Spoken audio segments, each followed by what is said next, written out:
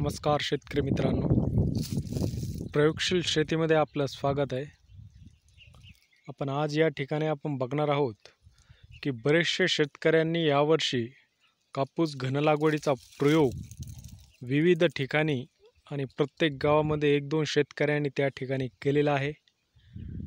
आणि अशा शेतकऱ्याचं बघून पुढील वर्षी बरेचसे शेतकरी त्या ठिकाणी कापूस घन लागवड करू शकतात।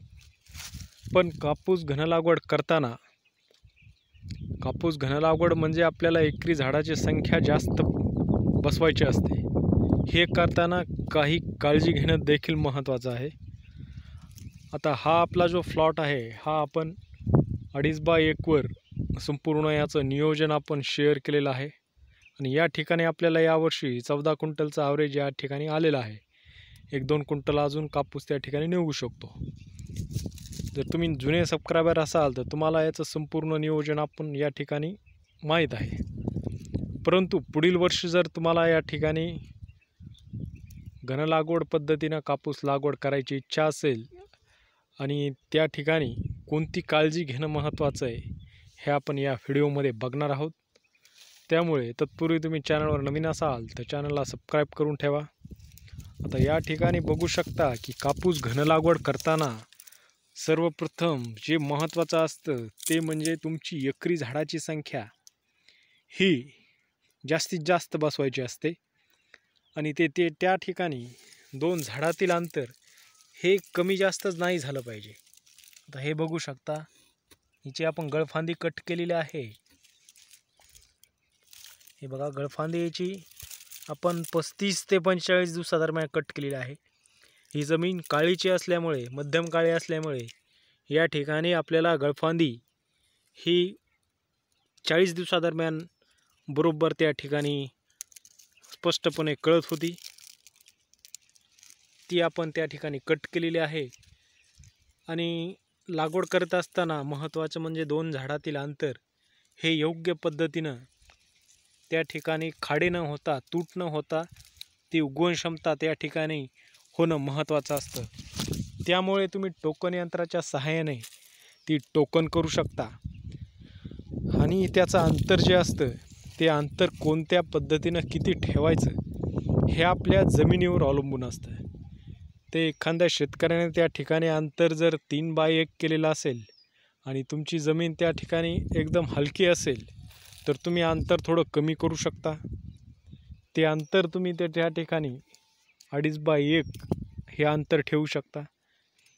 जर दुसऱ्या शेतकऱ्यानं कमी अंतर ठेवलेलं असेल आणि तुमची जमीन ही त्या ठिकाणी चांगल्या पद्धतीची काळीची जमीन असेल आणि त्या ठिकाणी प्रत्येक वर्षी कापूस हा 7 फूट 8 फूट 10 फुटापर्यंत जात असेल तर त्या ठिकाणी तुम्ही अंतर थोडं वाढवू शकता। 3 फुटाच्या पुढे देखील तुम्ही 3.5 फुटापर्यंत 4 फुटापर्यंत अंतर करू शकता। परंतु 3 ते जास्तीत जास्त 4 फुटापर्यंत तुम्ही अंतर केल्यानंतर हे तुम्हाला चांगल्या जमिनीवरच करायचं आहे।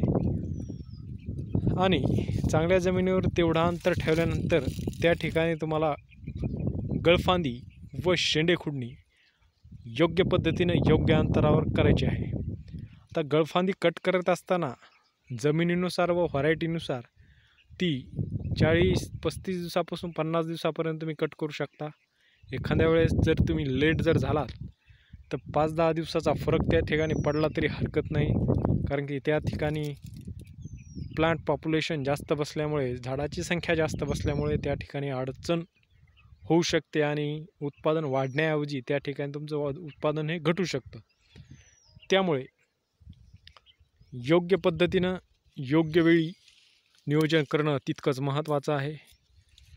आणि उंची 4x1 वर तुम्ही केली असताना घन लागवड पद्धतीमध्ये 4x1 जर लागवड केली आणि त्याची गळफांदी जर त्या ठिकाणी छाटली तर तुम्हाला 4 फुटाच्या दरम्यान तिथे शेंडा खुडणं देखील महत्त्वाचं आहे, कारण की जमिनीपर्यंत सूर्यप्रकाश मिळणं हे तितकंच महत्त्वाचं आहे। योग्य शेंडा खुडल्यानंतर तुम्हाला अशा प्रकारची बोंडं शेंड्यालगत होत असतात। आणि पारंपरिक पद्धतीने शेंडा फक्त वाढत जातो, त्याच्यावर विविध प्रकारची रोग येतात आणि ती कीड व रोग आल्यामुळे त्या ठिकाणी आपल्याला फवारणीचा खर्च भरपूर प्रमाणात वाढत असतो.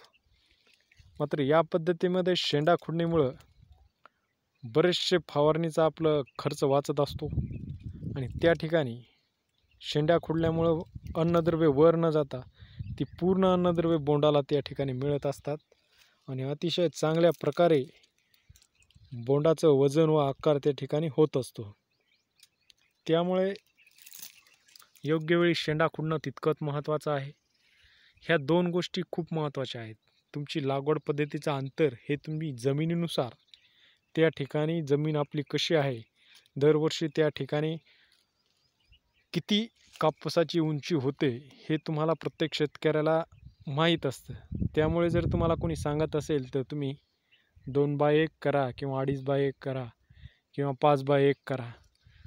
हे सर्वस्वी त्या शेतकऱ्याच्या अनुभवानुसार त्याच्या जमिनीनुसार हे त्या ठिकाणी लागू पडत असतं.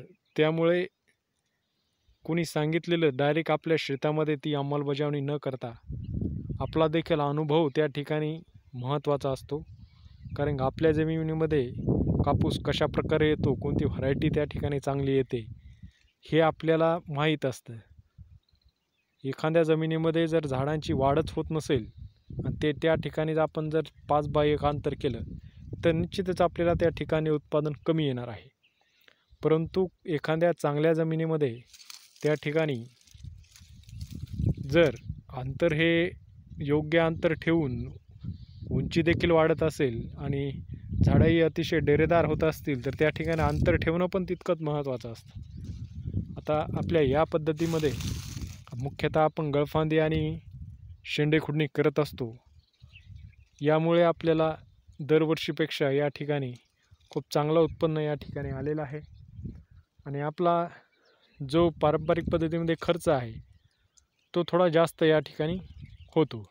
या ठिकाणी युरियाचं प्रमाण आपण खूप कमी वापरलेलं आहे. या पायाचं खत नियोजन, संपूर्ण खत नियोजन हे आपण अगोदरच या ठिकाणी शेअर केलेलं आहे. त्यामुळे वेगळ्या पद्धतीने त्या ठिकाणी सांगायची आवश्यकता नाही. त्यामुळे ही लागवड पद्धत करत असताना काही काळजी घेणं महत्त्वाचं आहे.